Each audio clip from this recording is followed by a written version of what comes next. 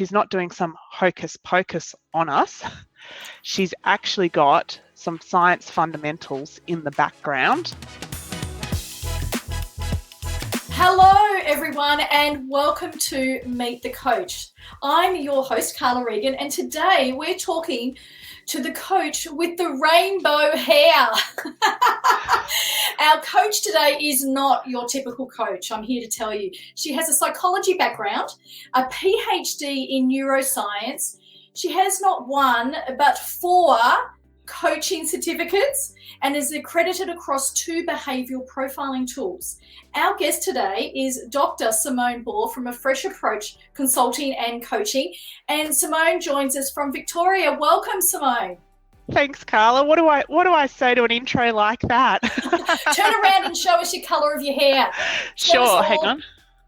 Oh yeah, it is rainbow coloured hair.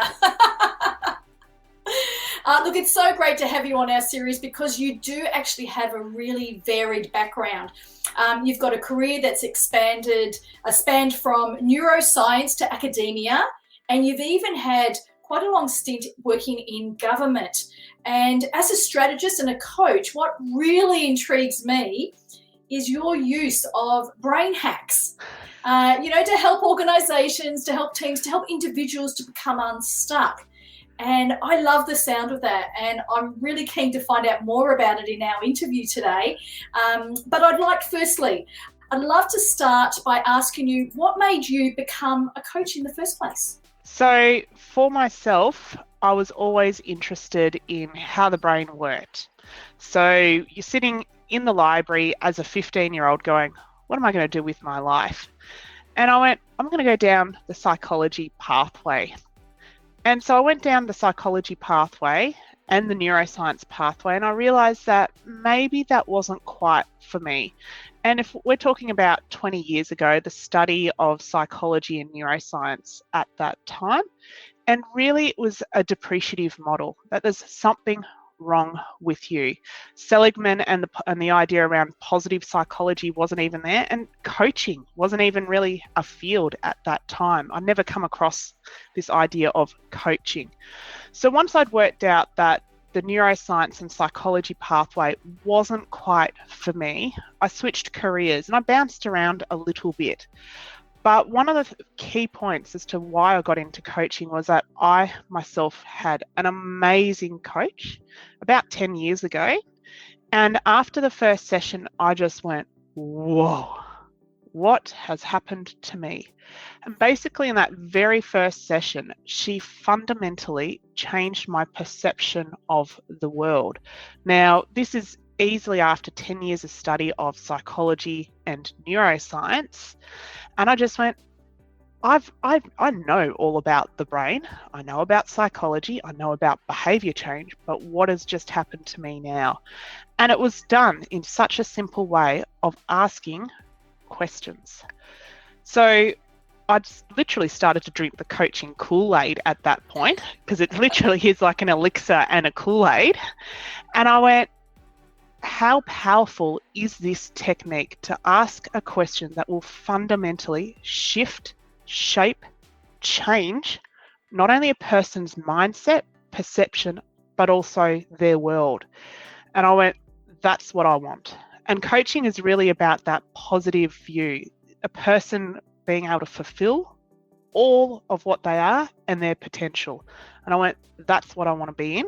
And that's what essentially drove me through to coaching. I love your journey, and I love the progression that you've made, and obviously you've had a personal experience with it, which makes it even more powerful, and you've just described the power of coaching in your experience. Now, there's plenty of coaches out there, Simone, and you identify yourself as a neurocoach. Now, for people that are, following our Meet the Coach series, what does that mean? Can you just explain that, please? So a neurocoach is essentially where I've blended my 10 years of study and work in neuroscience, and my PhD, the doctor, is from my study and work within neuroscience. And I've blended that with coaching techniques and I've put them together. So I'm not your typical coach of just asking questions. I have these various tools and a huge amount of tools in my toolkit, which I term brain hacks. And the really special thing about them is that I actually blend what is actually going on in your brain in a really simple term for clients so that they themselves can go, well, she's not doing some hocus pocus on us.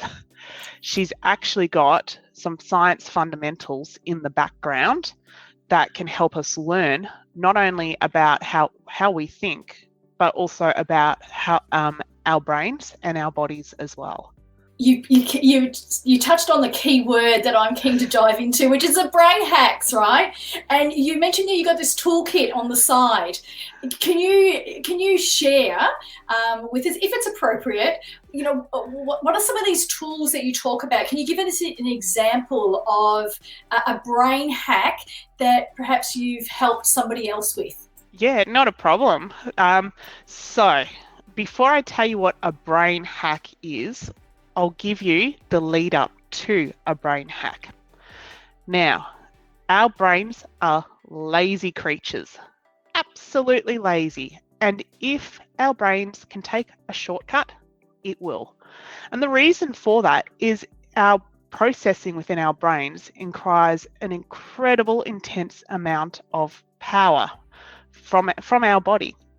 So much so that it has been mapped over 188 different shortcuts that our brain will take over time. So if you think about that, 188, that's a lot of shortcuts that our brain takes. So therefore, how I see the world and how I perceive the world is going to be completely different to how you see the world, Carla, and all the audience, and how you perceive the world. And any type of experience, I will see it differently and you will see it differently. You will have your own truth, I will have my own truth. But the question is, what really is a truth as such? So these brain hacks are designed to basically cut through the shortcuts that your brain has made. And these shortcuts have been with us since basically we've been born and as the world forms around us. So these brain hacks, or the tool sets that I have, is aimed to cut through those shortcuts that our brain has made of the way that we view and we experience the world.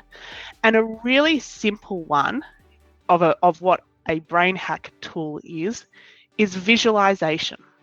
So it's a meditation, for example, and what we do is we drop our beta brainwaves into our alpha brainwaves, and that opens the gateway to our subconscious. Now, the really interesting thing is we think we are consciously making decisions all of the time, but we're not. 99% of our decision making is actually made subconsciously. So a visualization is a really simple tool, for example, to actually go into our subconscious and to start to reframe the way that our subconscious views the world and therefore our decision making as well. Fascinating. 188 shortcuts. So the brain hacks are really around identifying those shortcuts that maybe don't serve us, that are not adding value, that maybe we want to change. Or can you introduce like a new brain hack if you wanted to form a new habit or change something? Is that how it works, Simone? Absolutely, 100%. To the point where I was doing a recording yesterday talking about the masks that we wear and the identity that we have. And I was literally put on the spot to utilize a visualization, and I literally made it up then and there in order to create a visualization around our own perception of identity and the masks that we may wear. And that particular brain hack that I made up resulted in the host going, holy crap, I've got to sit with this for the next 3 weeks as I unpack what the hell just happened to me there. I love it. I really love the scientific approach that you've taken. And it's not just coach training, you've got a psychology background and a neuroscience background. So we're talking about the brain hacks. Who do you work with, and why do people come to you? Can you give us for those that are listening that are intrigued as much as I am about neurocoaching and what you do, because it's very niched. Can you give us a flavour of that, please? Essentially, the people who are attracted to me or who I put out for is people who are stuck. And when I say stuck in their career. So I work with a lot of corporate clients, and when we talk about stuck in their career, I've had over 8 career transitions. So I know a little bit about getting uncomfortable with yourself in terms of career. But not only stuck in their career, they may be stuck in their life. And they're only just starting to build an awareness for that. In terms of the corporate area, I also work with teams who are essentially running the same program or the same narrative for the last how many years. So I work with teams as well to get them unstuck. So it's really anyone who feels stuck in their career and wants to make a shift forward, up, down, sideways, completely different career stream. Someone who is stuck within their life. So essentially they're the people which most of us can probably say, yeah, we've been there at some point, who are the passenger on their ship, but not the captain. And in a similar way, that's the same with organisations. They've gone on a journey and they're essentially a passenger on their ship, but they're not the captain. I like that metaphor. And you really want everyone to be rowing, going in the same direction. And I can see how your brain hacks would change that perception and that thought process and change those shortcuts. I haven't heard that before. Now, part of your career has been a strategist at a very high level, and you've combined that a little bit with coaching. So I'm going to ask you, with your strategist hat on, what does the next 10 years mean for you and your business? I'm sure you've thought about it. I actually have a 10-year vision and a 10-year plan, and I've broken it all the way down to the next 3 months. But really what I'm about is to create breakthroughs so that people can live their best life, and whatever they term their best life is. So over the next 10 years, I ultimately want to create a movement. And that movement is a movement of people who are living much more in alignment with themselves. When I say themselves, it's their true self. And this is the same with organisations as well, so that organisations come back down into what are they here for? What is their purpose? And having created those breakthroughs so that they themselves can literally pivot off that. So when we look at the next 10 years, I'm looking at creating essentially a movement from a global perspective of people living in true alignment with themselves. And I truly believe that from my perspective, and one of my values is really around creating a better world. And so that's, I guess, what I'm looking for from a legacy piece, is to ensure that the world that I've come into is left better from a society perspective of people living in alignment with themselves and organisations living in alignment with their true being as to why they are here. And that's my way of being able to create a better world. What a wonderful legacy.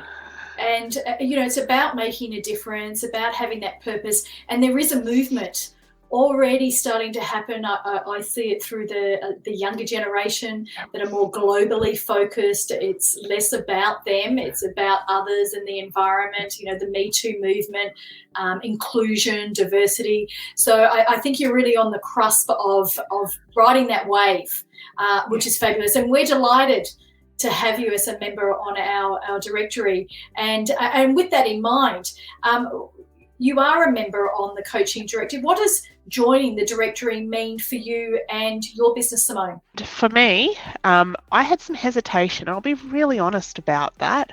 I did have some hesitation joining the coaching directory. And the reason for that hesitation was I went, well, how is the coaching directory going to be any different to any of the literally hundreds of platforms of coaches out there? And I had to sit with that for a little bit. And what I came to understand and what I am seeing coming to life now is that the coaching directory is a professional platform of professional coaches. And there's some significant hoops that you have to, jump through in order to be able to be listed on the coaching directory. And even someone like myself with all of the qualifications that I have had to jump through those hoops. So for me, being listed on the coaching directory is being listed alongside peers of what I would call quality. It is also about the fact that it's getting more and more known by the day around a platform that really lists quality coaches, certified coaches, and to be based in that. And so for me, what I see this is a positioning for my business to enable people to see the quality of my business. But not only that, it's a referral arm as such to enable my ideal clients to come through to.